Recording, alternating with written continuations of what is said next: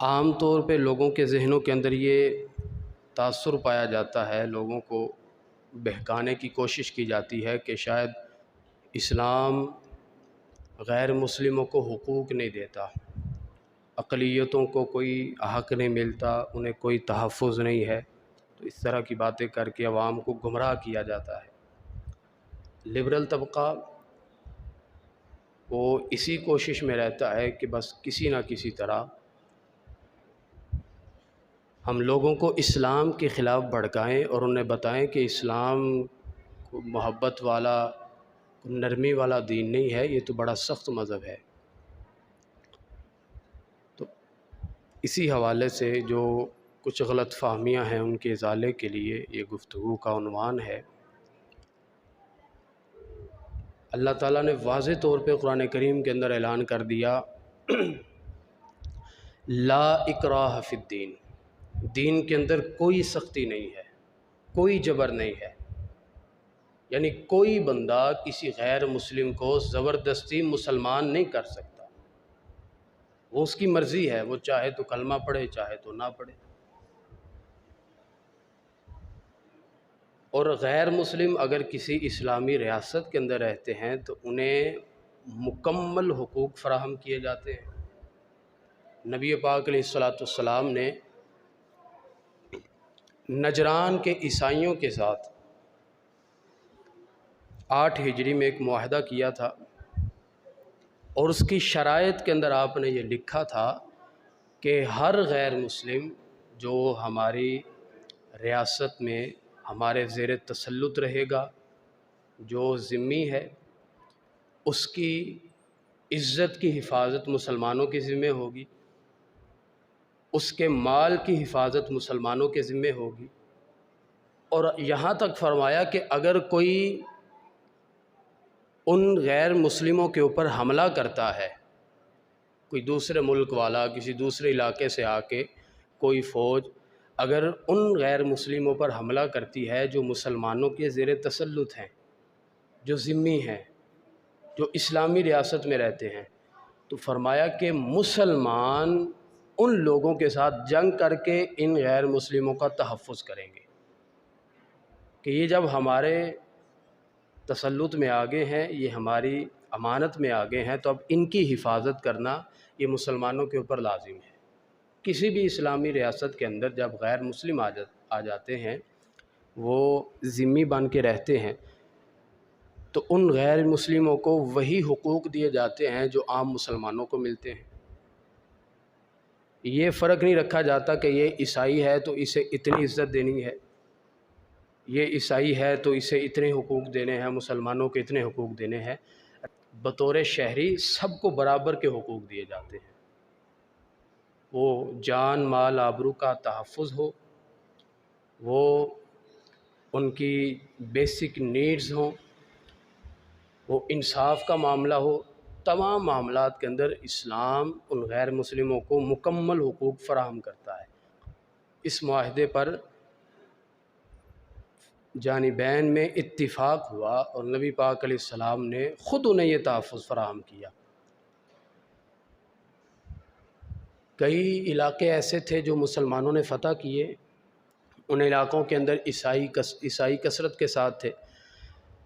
حضرت خالد بن ولید نے کئی علاقے فتح کیے جہاں پر عیسائی موجود تھے، تو وہاں پر یہ اعلان کیا گیا کہ عیسائیوں کی کسی عبادت گاہ کو نقصان نہیں پہنچایا جائے گا، وہ آزادی کے ساتھ اپنی عبادت گاہ میں جا کے عبادت کریں، انہیں ان کے دین پر عمل کرنے سے بھی منع نہیں کیا جائے گا۔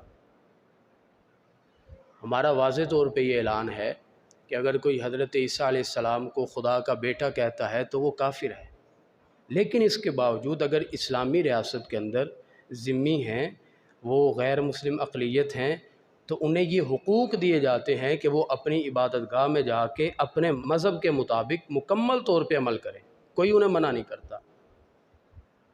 تو یہ آزادی صرف اسلام نے غیر مسلموں کو دی ہے، کسی دوسرے مذہب کے اندر یہ آزادی باقی مذاہب کے لیے موجود نہیں ہے۔ نہ ہندوؤں نے یہ آزادی دی ہے، نہ ایرانیوں نے یہ آزادی کسی مذہب کو دی تھی۔ تو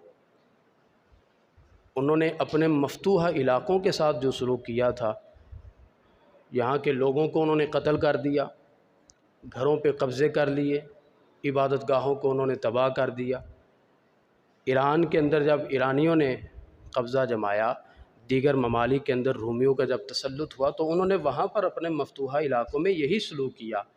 اسلام ایک ایسا مذہب ہے کہ اسلام جب کسی علاقے میں جا کے اس علاقے کو فتح کرتا ہے، نبی پاک علیہ السلام جب کسی لشکر کو روانہ فرماتے جہاد کے لیے، تو آپ نصیحت فرمایا کرتے تھے کہ وہاں جا کے فصلوں کو نقصان نہیں پہنچانا، جانوروں کو قتل نہیں کرنا، عورتوں کو نقصان نہیں پہنچانا، بزرگ جو افراد ہیں، جو ادھیڑ عمر ہیں، ان لوگوں کو کوئی نقصان نہیں پہنچانا، بچوں کو قتل نہیں کیا جائے گا۔ یہ بنیادی چیزیں جو مجاہدین کو سکھا کے بھیجی جاتی تھی۔ وہ کافر ہیں، غیر مسلم ہیں، علاقے پہ اگرچہ ہمارا قبضہ ہو گیا، علاقہ ہم نے فتح کر لیا جنگ کے بعد، لیکن ان غیر مسلم عورتوں کے ساتھ کوئی برا سلوک نہیں کیا جائے گا، نہ بچوں کو قتل کیا جائے گا، نہ بوڑھوں کو قتل کیا جائے گا، نہ جانوروں کو قتل کیا جائے گا، نہ ان کی فصلوں کو نقصان پہنچایا جائے گا، نہ ان کی عبادت گاہوں کو نقصان پہنچایا جائے گا۔ حتیٰ کہ فرمایا کہ اگر ان کی فوج میں سے کوئی سپاہی آپ کے سامنے آتا ہے لیکن وہ ہتھیار پھینک دیتا ہے، کہتا ہے کہ میں جنگ نہیں کروں گا، تو اسے بھی نقصان نہیں پہنچا۔ تو یہ جو اسلام نے حقوق فراہم کیے ہیں ان غیر مسلموں کو، یہ کسی دوسرے مذہب نے عطا نہیں کیے، یہ اسلام کا تشخص ہے۔ لیکن اس کے باوجود کئی لوگ ایسے ہیں کہ جو کچھ چیزوں کو بنیاد بنا کے اسلام کو بدنام کرنے کے لیے ایسی ایسی باتیں کر دیتے ہیں۔ وہ کہتے ہیں کہ اسلام تو انتہا پسند مذہب ہے، اسلام تشدد کا رویہ اپناتا ہے، اسلام کہتا ہے کہ باقی جتنے مذاہب ہیں سب کو ختم کر دو، سب کو قتل کر دینا چاہیے۔ ایسی کوئی بات نہیں، اور نہ ایسا کوئی حکم اسلام دیتا ہے، بلکہ قرآن کریم کے اندر اللہ تعالیٰ نے یہ حکم ارشاد فرمایا کہ ان کے جھوٹے خداؤں کو بھی برا مت کہو۔ اگر تم ان کے جھوٹے خدا کو برا کہو گے، وہ تمہارے سچے خدا کے بارے میں بکواس کریں گے۔ دلیل کے ساتھ ہم بات کریں گے۔ اگر کوئی جنگ کرنا چاہے تو مسلمان ان کے ساتھ جنگ بھی کریں گے۔ اگر مسلمانوں پر ظلم کیا جائے کسی علاقے میں تو ان کے تحفظ کے لیے مسلمان جہاد بھی کریں گے، لیکن بلا وجہ کسی کو نقصان نہیں پہنچایا جاتا۔ مدینہ شریف کے اندر کئی غیر مسلم رہا کرتے تھے، کسی نے انہیں قتل نہیں کیا، اور اگر کسی نے کسی غیر مسلم کے ساتھ زیادتی کر دی، حضرت فاروق اعظم رضی اللہ تعالی عنہ کے دور حکومت میں ایک مسلمان نے ایک عیسائی کو قتل کر دیا، ان کا کوئی ذاتی معاملہ تھا تو عیسائی کو قتل کر دیا، تو حضرت فاروق اعظم کی بارگاہ میں فیصلہ آیا،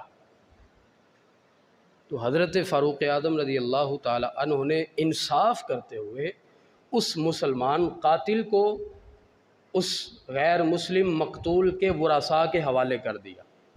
فرمایا کہ اسلام کے یہی نظام ہے کہ اس نے قتل کیا ہے تو قصاص کے طور پہ اسے قتل کیا جائے گا، غیر مسلموں کے حوالے کر دیا۔ تو اسلام نے یہ جو معیار قائم کیا، یہ جو انصاف کی مثالیں قائم کی ہیں، یہ اسلام کے علاوہ کسی مذہب کے اندر نظر نہیں آتی۔ یہ پاکستان کا نظام اسلام والا نظام نہیں ہے کہ پاکستان میں سارا خاندان ہی قتل کر دو اور مچلکے جمع کروا کے ضمانت لے کے بری ہو جاؤ۔ وہ سارے کے سارے خاندان کو قتل کر دیتے ہیں زمین لینے کے لیے یا کسی بھی معاملے میں، اور تھوڑی سی رشوت ججوں کو دی جاتی ہے، تھوڑا پیسہ وکیلوں کو دیا جاتا ہے، تو وکیل صاحب کے پاس جا کے بندہ ساری بات سناتا ہے کہ یہ معاملہ تھا تو ہم نے ان کے یہ اتنے بندے قتل کر دیے ہیں، اب آپ نے ہمیں اس کیس سے باہر نکالنا ہے، کتنے پیسے لیں گے؟ وکیل صاحب نے اپنی منہ مانگی قیمت مقرر کی، اور عدالت میں جا کے اس جھوٹ کو سچ ثابت کرنے کے لیے انہوں نے اپنا سارا زور لگا دیا کہ یہ بندہ تو بے گناہ ہے، اس نے تو کبھی گناہ ہی نہیں کیا زندگی میں، اور اس بندے کو بے گناہ ثابت کر کے وکیل صاحب جج صاحب کے پاس جا کے اس کی ضمانت لے آتے ہیں اور اسے باعزت بری کیا جاتا ہے۔ یہ پاکستان کا نظام ہے، لیکن اسلام یہ کہتا ہے کہ اگر قتل کرنے والا حاکم وقت بھی ہو، اس کے لیے بھی کوئی نرمی نہیں ہے۔ انصاف وہی ہے جو چھوٹے بڑے کی تمیز کے بغیر کیا جائے۔ سرکار نے تو اپنی ذات کو پیش کر دیا انصاف کے لیے، تو کوئی حاکم کون ہوتا ہے، کوئی چودھری کون ہوتا ہے کہ اس کے لیے ہم دیکھیں کہ نرمی ہو. انصاف قائم کرنے میں نہیں دیکھا جاتا کہ یہ ہمارا قریبی ہے، یہ ہمارا دور کا ہے، اسے ہم جانتے نہیں تو اسے ہم سزا دے دیں. اسلام کا جو معیار ہے اور اسلام کا جو وقار ہے، اسی وجہ سے باقی مذاہب کے اندر جدا گانا ہے. کافر بھی اس بات کو تسلیم کرتے ہیں کہ اسلام کا جو نظام انصاف ہے وہ پوری دنیا کے اندر کسی اور جگہ پہ موجود نہیں ہے. اگر کسی نے کسی کو سزا دی، کسی کے ساتھ زیادتی کی، تو اسے بھی اسلام نے پورا حق دیا کہ وہ قصاص لے. اور اگر کسی جگہ پہ غیر ارادی طور پہ یا جان بوجھ کے کسی نے غیر مسلموں کی عبادت گاہوں کو منہدم کر دیا، تو اسلام کا حکم اس بندے پر بھی اسی طرح نافذ ہوا. میں اسلام کی تاریخ میں یہ واقعات ملتے ہیں کہ مصر کے اندر ایک گورنر تھا علی بن سلیمان. تو اس نے مصر کے کچھ گرجا گھروں کو منہدم کر دیا تھا، توڑ دیا تھا. 2 سال کے بعد خلیفہ ہارون الرشید جب تخت پہ بیٹھا تو اس نے علی بن سلیمان کو گورنری کے عہدے سے ہٹا دیا اور اس کی جگہ پہ اس نے موسیٰ بن عیسیٰ کو گورنر بنا دیا مصر کا. اب اس کے سامنے یہ صورتحال تھی کہ اتنے غیر مسلموں کے عبادت گاہوں کو فلاں گورنر نے منہدم کر دیا تھا، توڑ دیا تھا. علماء سے اس بارے میں شرعی مسئلہ پوچھا کہ اس بارے میں کیا حکم ہے، تو انہوں نے فرمایا کہ کسی بھی غیر مذہب کی عبادت گاہ کو اس طرح ختم کرنے کا اسلام نے کسی کو اختیار نہیں دیا. وہ گورنر ہو، کوئی حکمران ہو، کسی کے پاس یہ اختیار نہیں ہے کہ وہ عیسائیوں کے گرجے کو وہ کہے کہ میں توڑنا چاہتا ہوں اور اپنی مرضی کے ساتھ توڑ دے. کسی بندے کے پاس یہ اختیار نہیں ہے کہ وہ غیر مسلموں کی عبادت گاہوں کے ساتھ یہ سلوک کرے. اور شرعی طور پہ علماء نے یہ فتویٰ دیا کہ ان گرجا گھروں کو دوبارہ تعمیر کیا جائے، یہ اسلام کا حکم ہے. اور پھر اسی مصر کے اندر ان منہدم شدہ گرجا گھروں کو گورنر موسیٰ بن عیسیٰ نے تعمیر کیا حکومتی خرچ کے اوپر، اور تعمیر کر کے اسے غیر مسلموں کے حوالے کر دیا. کوئی دنیا کے اندر ایک مثال ایسی نہیں ملتی کسی جگہ پہ. انڈیا کے اندر بابری مسجد کا معاملہ سب کے سامنے ہے، کئی سال گزر گئے ہیں. وہ ہندو صرف یہ کہتے ہیں کہ یہاں پہ ہمارا مندر ہوا کرتا تھا. وہ کسی کو خواب کے اندر آ کے پتہ چل گیا، کسی کو ان کے بھگوان نے آ کے بشارت دے دی کہ یہاں پہ مندر ہے، تو وہ مسجد کو توڑنے کے چکروں میں ہیں. پورا زور لگا رہے ہیں جہاں تک ممکن ہے، جب بھی موقع ملتا ہے وہ مسلمانوں کے جذبات کو ٹھیس پہنچانے کے لیے وہاں پہنچ جاتے ہیں. باپی مسجد کے انہوں نے کئی حصے شہید کر دیے ہیں. ہندوستان کے اندر کئی مساجد کو اب بھی شہید کر دیا گیا ہے حالیہ دنوں میں. کوئی مذہب، کوئی ریاست ایسی نہیں ہے کہ جس نے مسلمانوں کی عبادت گاہوں کو، مساجد کو منہدم کرنے کے بعد تعمیر کیا ہو. لیکن اسلام ایسا مذہب ہے کہ جس کے اندر اگر کسی نے کسی گرجے کو ڈھا دیا تو اسلام نے نظام انصاف نافذ کرتے ہوئے اسے دوبارہ تعمیر کر دیا. دمشق کے اندر ایک بڑا مشہور گرجا تھا، یوحنا کا گرجا. تو اس گرجے کو مسجد کے اندر تبدیل کرنے کی بڑی خواہش تھی لوگوں کی. تو خلیفہ ولید بن عبد الملک نے، یہ اموی خلیفہ تھا، عیسائیوں کے ساتھ گفتگو کی، کہا کہ آپ یہ جگہ ہمیں دے دیں. مسجد بالکل ساتھ ہے، مسجد اور گرجے کی دیوار سانجھی تھی. تو ان کی خواہش تھی کہ مسجد کے اندر نمازی زیادہ ہوتے ہیں، جگہ کم ہے، تو مسجد کی ہم توسیع کر دیں. تو عیسائیوں سے بات کی کہ آپ یہ جگہ ہمیں بیچ دیں، ہم مسجد کی توسیع کرنا چاہتے ہیں. تو انہوں نے بات نہ مانی، کافی پیشکش کی گئی.